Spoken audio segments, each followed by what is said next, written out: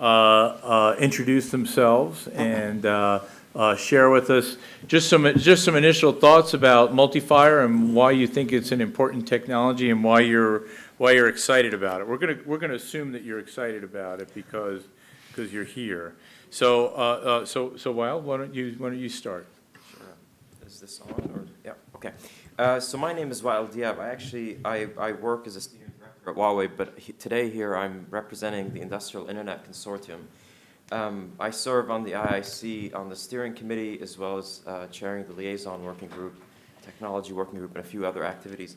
So a few months ago, actually, with Mazen's help, we had a great, one of our quickest liaisons that we were able to execute between IIC and MulteFire. And I think, in my mind, I mean, part of that, of course, was a lot of the effort that was put in by both consortia. But when we presented the case to IIC, there was a huge interest in the work that MulteFire is doing, and I think, given that IIC is a neutral forum that brings in IT and OT stakeholders with the express target of helping accelerate the IoT adoption, I think MulteFire provides a number of ways that can help that adoption. I look forward to talking more about that as we go through the panel. Okay, and Derek. All right, so I'm Derek Peterson. I'm the CTO for Boingo Wireless, and I'm also on the board of MulteFire. As you saw probably earlier. I'm excited about MulteFire. I've always been excited. We do neutral host networks, and a lot of them are Wi-Fi today, and we'd love to get into also doing more cellular neutral host networks. We have locations where we can't get carrier funding to be able to get an LTE network out, and it would be great to be able to not have to have that carrier funding and be able to get the venues the service that they want, because a lot of them are asking for LTE coverage. Right, and then we've got Christian Wagner from M3 Connect. Yeah, I'm Christian from M3 Connect, a German-based company. We are one of the largest Wi-Fi provider in the hospitality and in the retail area, and we are moving. Our decision was moving really, or extending the Wi-Fi also as well to the MulteFire, and it's now available, and it's very close. And when I saw these use cases you provided, I'm looking really forward to have these very, very soon now. We have already talks now with HEV industry, and they see the demand. We have very strong demand we see in the hospitality, so in the hotel groups, especially with this multi-operator technology. Yeah. Great. And we have Ashish Dayama from Nokia. Ashish? Thank you. Hi, my name is Ashish Dayama. I am in marketing for MulteFire, CBRS, and TD-LTE for global marketing, and I'm really excited. I am also on the MulteFire marketing working group from Nokia. I'm based in Chicago, but we are working on the global deployments, and we have a great demonstration at Nokia booth on MulteFire using private LTE, and so I'm really excited about this, and looking forward for the panel discussion. Excellent. So we'll start out asking some questions. You guys think of some questions, because nobody can leave the room until we get like 2 questions from the audience. So you guys gotta think of something here. So I'll start it off, and I'm going to come back to your question, because it's one of my favorite questions about this. And I'll ask the panel. Each will get a chance to explain. Is MulteFire an augmented spectrum for the carriers, meaning here's some additional spectrum that they can use, or is it an alternative spectrum where other people can use spectrum without having to turn to the operators, which makes it, somewhat unique, or could it be both? So for the question, we'll start at the end up with Ashish, and we'll work our way back over towards me. Yeah, so MulteFire is great for coexistence, and we started this MulteFire based on 3GPP release 13, LAA release 14, ELAA. And we are complying to all kinds of regulations in all kinds of countries, including power levels, clear channel assessments, listen before talk, and channel limits. And we have demonstrated in 2016 coexistence live at Mobile World Congress, and today we are showing live coexistence demonstration for everybody at Nokia booth, and it is live, and you can see using our first Nokia MulteFire small cell. It is Flexi Zone, and so you can come and see that. It is also being shown at the MulteFire Alliance booth. So several demonstrations, and we have been able to show that. Hey, Christian? From a use case perspective, or as a neutral host, I hope it will be independent, yeah, for sure, because what we see today is really the mobile network operator, the big mobile network operator, does not fulfill their coverage requirements of the buildings, yeah, and so we can step in. We can step in with MulteFire technology when it is independent.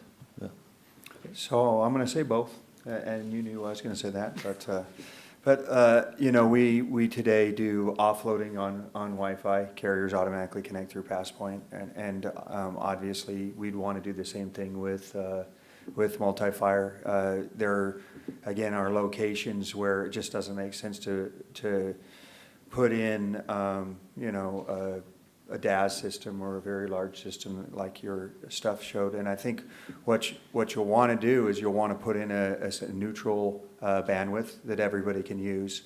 And again, you're trying to meet everybody's needs. So you've got people coming with MNO phones, and they're going to want to be connected, or other devices that might come out with, you know, chips inside watches or whatever it might be. And so you're going to want to meet all those needs of both the MNOs or the existing operators, as well as the needs for the venue and the cameras and everything else that's happening in the IoT space. Okay.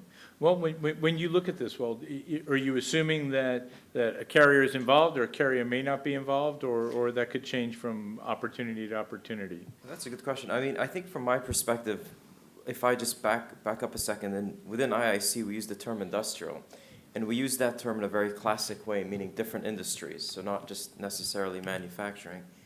And if there's one thing I've learned, is that there is no one technology that can work for everything, right? If you just, I mean, having come myself from an enterprise background, and just looking at the number of different OT use cases, it's unbelievable. And I think I mean, based on some of the, you know, the nice keynotes that we saw earlier, the idea that you can have some coexistence between those, I think, is a big win for MulteFire.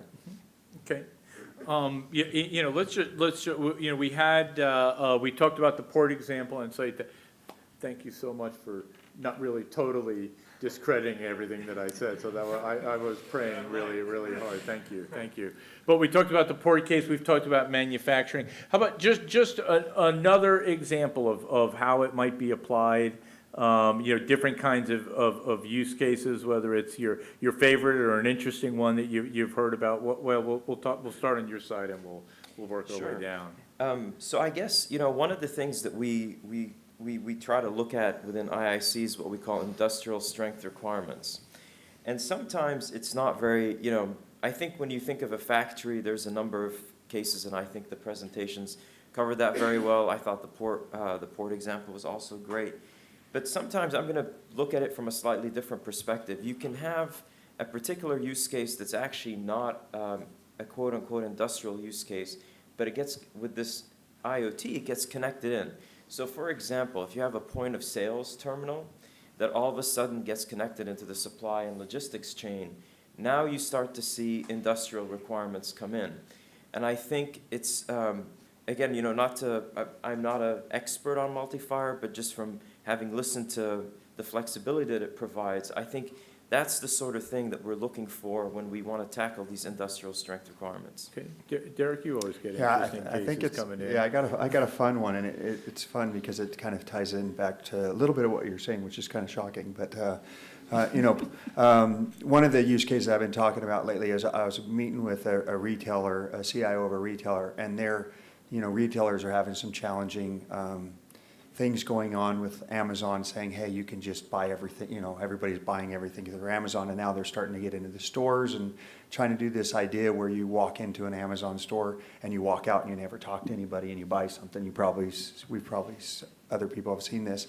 But, you know, I was talking to the CIO of this retailer, and he's like, I don't want that to happen, because one of the things that I want to make sure that I'm doing is I'm providing an interface, because people come into the store and they want to talk. I want to talk to them. I want to see how they're doing. I want to be a part of it. Otherwise, we're losing that human touch. And so the retailer was like, it would be great if I had a secure way to be able to do my point of sale systems, where if I know you're coming into the store and you're buying milk, and I can have somebody go walk up by you and I say, okay, you've got your milk. Are you done? Oh, no, I would like bread too. Okay, well, the bread's over here. Let me follow you. Is that all you want? Yes. Okay, let me check you out right here, and you can walk out the door. And those are the kind of use cases that, you know, I'm hoping to be able to enable for some of our partners, where they're looking to deal with some of the challenges of the connected environment and trying to still keep that human element that needs to be there in a secure fashion. Great. Christian, you got a favorite? I personally think the industry use case will come first, but Oh, yeah. my favorite use case is the healthcare use case. Yeah. So when you are in a hospital, then you need here different things. Your IoT for sure, for all these beds and all this measurement and medicine equipment, but as well for the personnel, for the medical personnel, as well for the patient. So I think this is something which is really interesting. And then we're talking about connecting the different things, connecting different possibilities outside, inside, and have a lot of services upon the technology.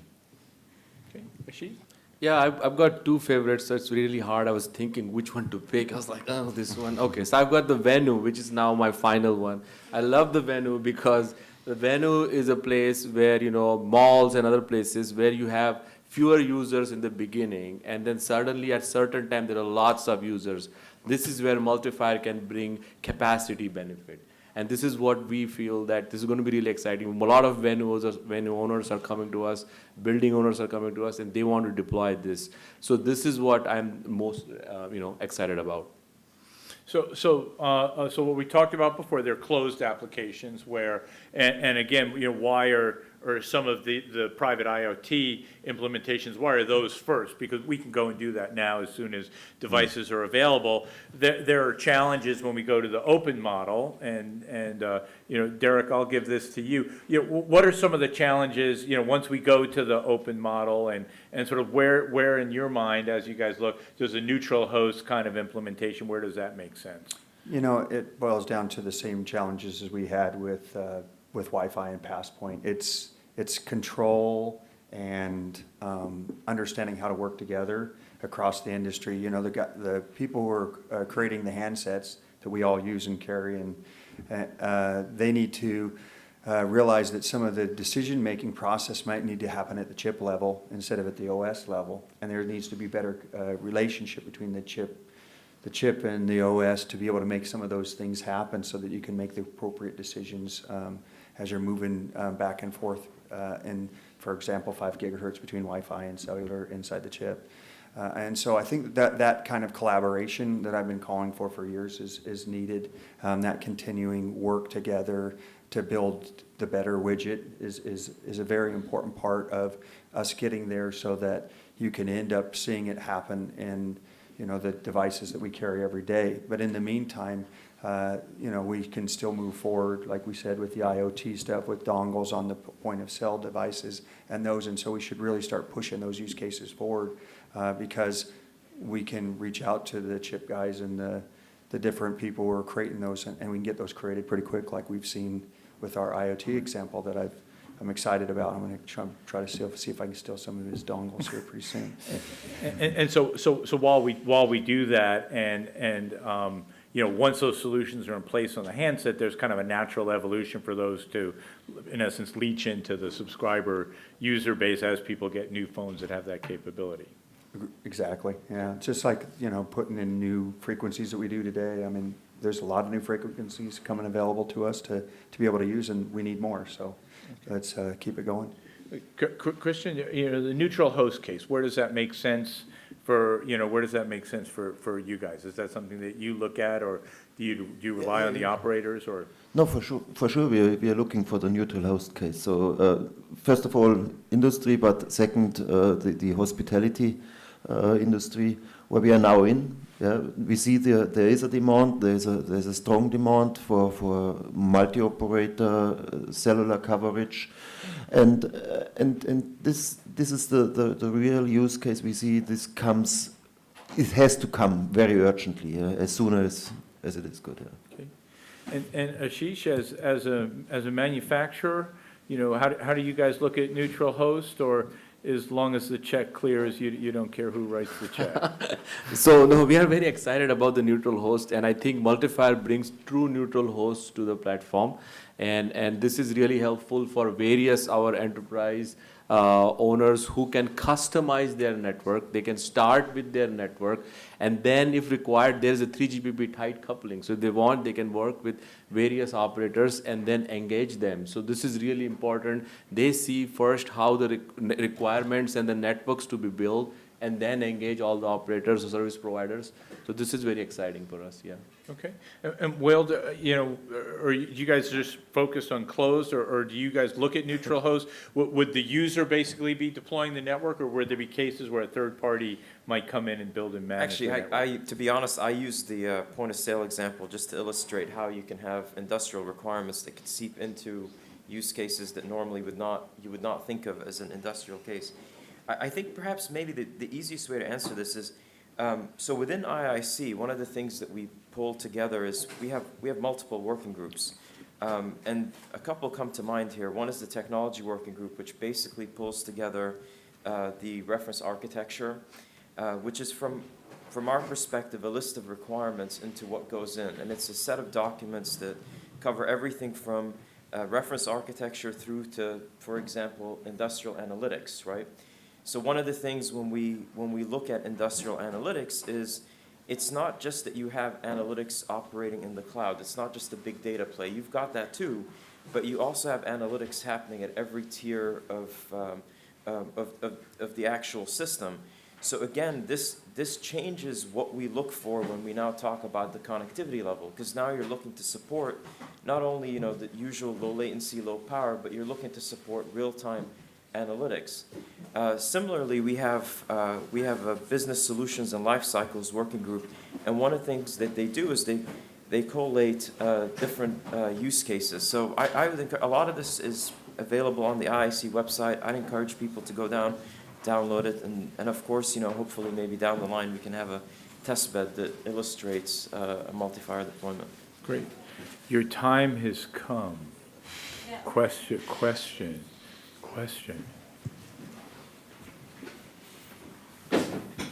So maybe a question coming a little bit from Stefan's presentation earlier on. I've seen that there's going to be a 5G MulteFire spec coming in the not so distant future. How do you think that will position versus technologies such as network slicing, where typically an operator would kind of host a slice for a third party or for an enterprise or for a given industry? Is the segmentation that will be targeted by the MulteFire Alliance more about static use cases versus mobility use cases, or kind of how will you position the offer versus a fixed operator, a fixed mobile operator who wishes to offer a slice to third parties? Thank you. Whoever wants. So yeah, I think 5G opens a lot of new use cases, and guess what? MulteFire already addresses those use cases right now. So this is the benefit of the MulteFire. So MulteFire is a stepping stone to 5G, and that is what we have been able to do with the true neutral host, with bringing private LTE, and 5G is about end-to-end. If you can deliver end-to-end, then that is really great. And that is what the 3GPP has also done. They have also agreed to have a standalone, standalone network. So that is again end-to-end independent network. So all of this is really great. I mean, going forward. So there is nothing non-complementary. Yeah.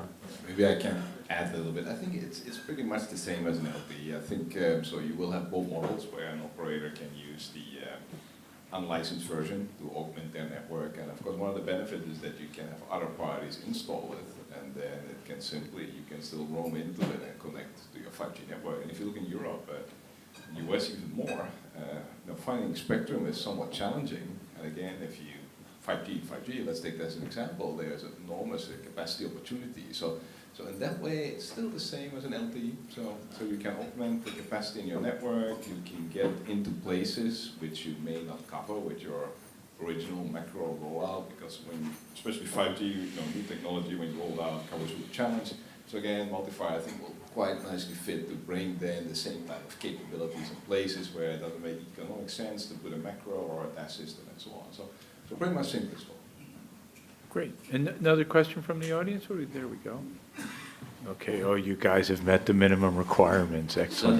Open the wine now. There we go. Excellent job. We can start to drink now. So this is Joe Barrett from GSA. So we talk about neutral host, and obviously there's a cost of deploying the network, whether it's the building owner or it's a third party. If you take it, it's not the mobile network operator that's doing that. So who's going to pay for that? I mean, and where's the revenue model for that for the return? So we see for the installation, the building owner is paying for that. This is because they have the demand, they see the strongest demand, and here we see clearly for the installation is a building owner, and then it depends on which use cases you have and which services you have on top, that you have some additional revenue streams by partnering, by putting some advertisement partnering and on top of that, location-based services. So these are multiple revenue streams which can be done with these independent networks and private networks. Yeah, I would just add, today that's how we build networks. Most of us who are neutral host providers is we go in and what we do is we secure the rights for all wireless technology, so it doesn't matter if it's licensed, unlicensed, IoT. It's our area. We own that venue and we deploy it. And then if whoever owns that the license for that has to go through us to deploy it, as well as unlicensed, as well as IoT. And then what we do after that is we look to find the right way to monetize it. So the right way to be able to make the venue be successful. So it might be some location-based stuff, might be some IoT stuff, might be all kinds of different things. It will be LTE offloading. It could be all of the above. And then once you do that, everybody shares in it. So the venue's sharing it, you're sharing it. Now what's interesting, over the last probably 3 to 5 years, if you look back probably 5 years, but even this last year, the venues are paying now. So it used to be, it was always rev share. It was always, okay, I'm going to go bring in all this stuff and the venue's just going to rev share. I'm going to take money from the carriers and I'm going to rev share. But the venues are realizing that's not serving their purposes anymore. And so they're saying, okay, I'm willing to pay, but what are you going to do for me for it? Are you going to give me the data so I know the kind of service that I'm providing?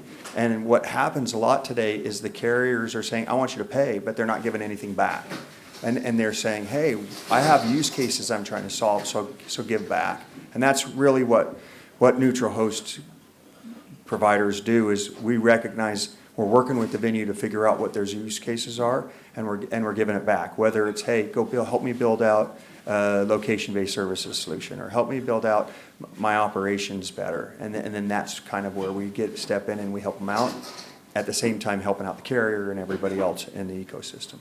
And this is, I mean, what you sort of hit on is very much, the open question, at least the way that we look at it, between the building owner, maybe the enterprise tenant, the MNOs, maybe a third party, operator like Boingo or M3 Connect, who owns, who pays, who does what to whom, very much an open question, and that could be a dynamic question right now, at least from our view, and, Derek and these guys do this every day, but, at the moment, the more pressure seems to be on the venue owners. Somebody goes in, you go in to buy a beautiful apartment on the 35th floor of a beautiful apartment building, and, the first thing you do is, I can't make a phone call from my apartment on the 35th floor, why isn't there an in-building network here? And so there, the building owner is, you're not gonna rent or sell that apartment unless you have it. Same thing in an office space, the crowd from the team comes in and, we have a beautiful cafeteria and there's a workout room, and, one guy's like, hey, Joe, I don't got anything here, we're out of here, we're going to the next building. And I mean, that's just sort of the fact of where it is, do you think the pendulum swings, Derek, or that's just where, what brings the operators back to the table maybe, where they're more willing to pay? Well, I think that they're going to get a value out of this too, right? Because they're going to be able to have connectivity without having to pay for it and meet their subscribers' needs, and so that's important. I mean, and then with MulteFire, they can do carrier aggregation, so they can have wider channels. So if they need to provide more content, and they're all getting in the content game, and that content's getting 4K, and in the future it goes even higher, they're going to want more bandwidth too. And why not take advantage of, you do some carrier aggregation and get that bandwidth so they can show off their latest content, because they're all getting into that too. Ashish, Will, you want to add anything, or? No, I think. You can shake. It's okay. No, I think what I want to say was that I was thinking about the chart that you showed. There are different tiers on the neutral, on how the venue can be, how big is the square foot area. So that also depends, and so it is inclusive for all. So the ecosystem is inclusive for all. A smaller one has different owners, and the really large, more than 500 square feet, and some other numbers that are different owners. So this is inclusive for all ecosystem. Okay. Yeah. Okay. So you guys, you weren't limited. You had to have at least two. You weren't limited to two. So keep the questions coming. So I'm still trying to understand the real game changer of MulteFire compared to what's the Wi-Fi or Zigbee technologies. I mean, one of the ideas I think would be really good for MulteFire is service provider running their own Wi-Fi network, which goes beyond 200 meters, because Wi-Fi is good, but it's very limited in range. But the beautiful thing about MulteFire is that it gives you an unlicensed spectrum, so you're not dependent on a mobile network operator to run a licensed band for you to run the service to connect a small town, village, or even a campus. So do you foresee MulteFire operating at that level, extending beyond Wi-Fi, beyond 200 meters, maybe to about 500 meters to 1 kilometer, completely unlicensed band run by a service provider? Mm-hmm. Yeah, and the answer might be different for different use cases, but anybody can take that one. I think if you look at the example that you saw from Huawei, it kind of showed pretty much one of those possibilities. So I think that is a possibility. The beauty of it is there are a lot of possibilities here. When we look back and we think about Wi-Fi and how far it's come, look at all the possibilities we've seen with it, all the different things, the new devices that we have, IoTs, a lot of new devices are taking advantage of Wi-Fi because it's just so easy to deploy and it's easy to do. So now we can end up starting to see that same kind of innovative spirit that we've seen in Wi-Fi and LTE, and because we're now letting others be involved in that instead of just, somebody who's paid a lot for some spectrum, and, they're trying to make sure that they can get what they need out of it. So it's really, when you think about MulteFire and you think about this idea that we're going to put unlicensed LTE together and make it available for everybody to deploy, you're going to have a next evolution of innovation, just like what we've seen in Wi-Fi in the last, 20 years or 10 years or however many years. Yeah, I'll add a little bit to that. I think going back to this idea of, if you look at industrial strength requirements, it's not just one use case. I think when you start to look at, for example, how you might deploy in a hospital, how you might deploy in a factory, and by the way, factories are very different even just within one company, right? They're very varied. And when you layer on top of that some of the new requirements coming down for instance, doing edge analytics, that changes the game. So I don't know in my mind if I would say, it's going to be this technology versus that. I think the more tools we have at our disposal, the quicker we can make the transition into these emerging IoT applications. All right, anybody, another question? Here, we got a couple more. Just a simple question, looking at it from a user perspective. Public Wi-Fi are becoming used less and less because of the excellent 4G experience, and also because of the hassle of logging into a private network. How is that foreseen with MulteFire? Do people need to go through a login, or how is that foreseen? So I don't see that. I mean, we're seeing 42% year-over-year growth on our Wi-Fi, and if you look here at the Mobile World Congress here in FIRA, you're connected in Wi-Fi automatically if you're on several of the U.S. carriers, and we've done more data on Wi-Fi the first day of the show than we did all last year at the FIRA. So with that said, because I think it's important, the key thing is that we're going to need it all. Right? We don't just need just Wi-Fi. There are use cases where you really need to take advantage of LTE, and you're inhibited from doing so today, and we're opening those. And I think that's really the key. And I don't see that there are 20 million or 20 billion devices of Wi-Fi going away anytime soon, and automatically getting an LTE chip in them. So we're going to have this for a while where we're going to need it all. And so that's why it was so important for us in the MulteFire Alliance to make sure that as we're working on this, that we have coexistence, because we know that is an important part of the ecosystem, is having that coexistence. Now, fast forward 20 years, hey, I've been wrong about stuff before, so 20 years from now, maybe it'll change. But for at least the next few many years, those 20 billion devices are not going to go away. So we need to work together. So I would like to add to your question and his question both together, kind of a little bit that. So MulteFire Alliance from get-go had tight coupling with 3GPP. And so there is tight coupling, so there is a deployment. We have an operator SoftBank on MulteFire Alliance, and there are various bands where we're working with different things. For example, in 1.9 gigahertz, there's already an existing device ecosystem. So there is a lot of interest from the operators for the mass deployment. There's a lot of interest from everybody. So this is the main purpose of the MulteFire was to expand the LTE use cases. So that was the main purpose of the MulteFire Alliance. So definitely. The login experience, how complex will it be for a user to get? It will be similar to like Wi-Fi. It will be easy like Wi-Fi. So simple. So I highly encourage you to come to the Nokia booth where we have a live demonstration, and you can see how we are able to use it and give a good experience to the end user. We've got our last question right here.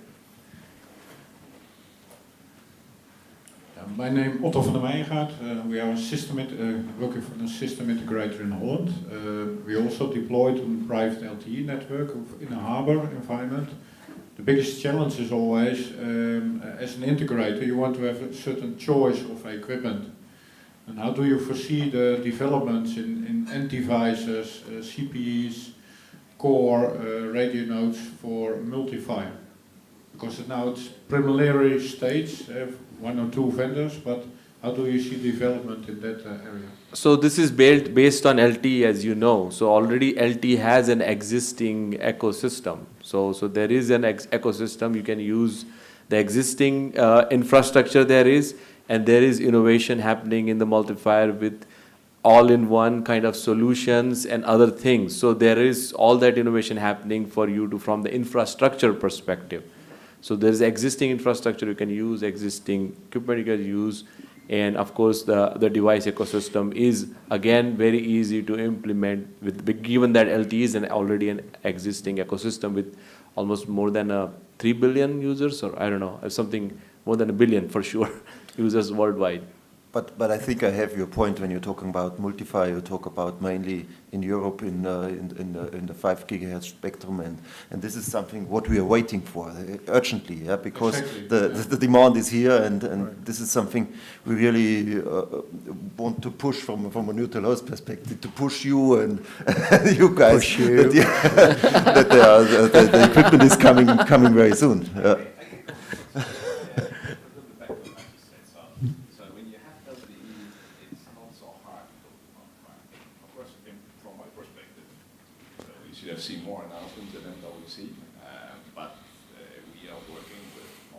modem guys. As I said, I think it's going to be second half of the trials. But all of us here, normally I will compete with that guy to the death. But we have all realized that we need to make sure that the standard that we define is as easy to implement as possible. So we know that we need multiple vendors or OEMs and so on to step into that. So that's really a priority for us as an alliance to encourage people to build products. And then later we compete. Beautiful. And I think with that, we're going to close our session. You guys did great. Can I get You just got- a 10-second comment? The last word. Oh, I just wanted to thank MulteFire Alliance for inviting the Industrial Internet Consortium. We're happy to be here. And I also wanted to shamelessly plug, if anyone wants to come back to Barcelona, IIC and FIRA have a partnership for IoT Solutions World Congress in October. If you're interested in that, there's a call for papers that is open. Okay, great. And the one thing that I was remiss, the white paper, the business case study that I did is available on the website. Okay. Skip that. He's going to mention it. Thanks to you guys. You guys were great. Thanks a lot.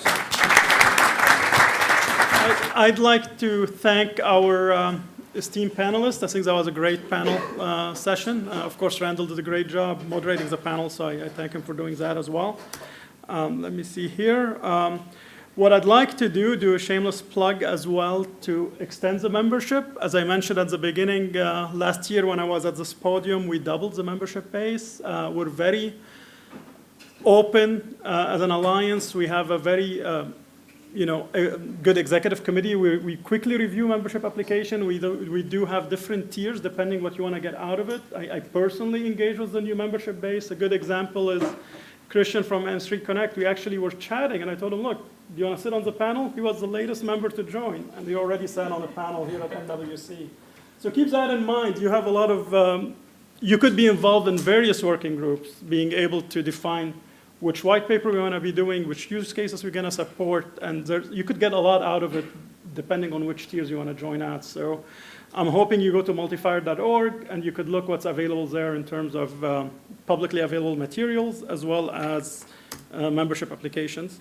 Lastly, what we do if you go to multefire.org, we always update our website with the latest information. We did film this session, so you could see a version of it on our public website, as well as presentation out there. So the latest analysis that Randall shared will be available on our website, as well as previous white papers. So everything is there. Of course, we're here for you as resources. So if you'd like to reach out, multefire.org, and I hope I'll chat with you with some drinks in a few minutes.